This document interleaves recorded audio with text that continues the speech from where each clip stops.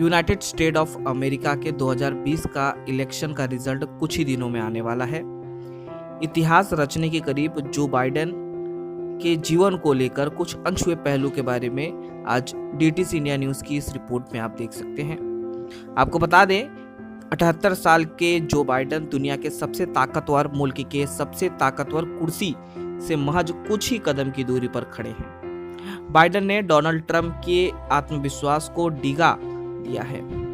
Donald Trump और Biden के बीच हालांकि कांटे का मुकाबला रहा।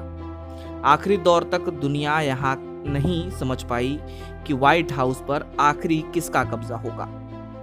अमेरिकी सियासत में जो बाइडेन के नाम से मशहूर बाइडेन का पूरा नाम बहुत ही कम लोग जानते हैं। दरअसल जो बाइडेन का पूरा नाम जोसेफ रॉबिनेट बाइडेन जूनियर है।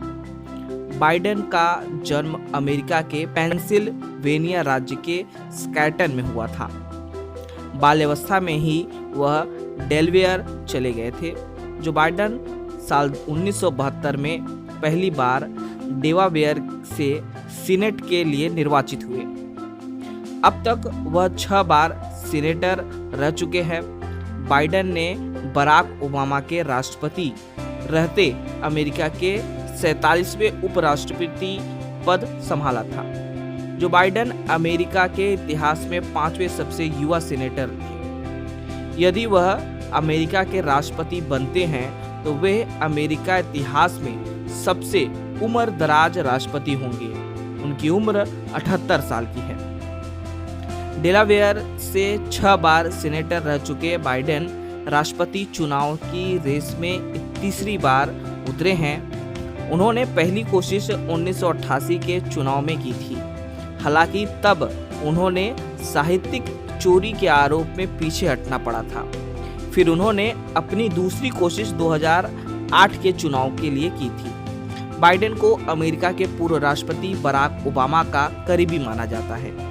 वह ओबामा के कार्यकाल में 2008 से 2016 तक 2 बार उपराष्ट्रपति भी रह चुके हैं। 2020 के राष्ट्रपति चुनाव में बाइडेन की जीत के लिए ओबामा भी काफी जोर दे लग रहे हैं। 2017 में ओबामा ने अपने प्रशासन के करीब 2 बाइडेन को राष्ट्रपति पद के लिए प्रस्तुत किया है।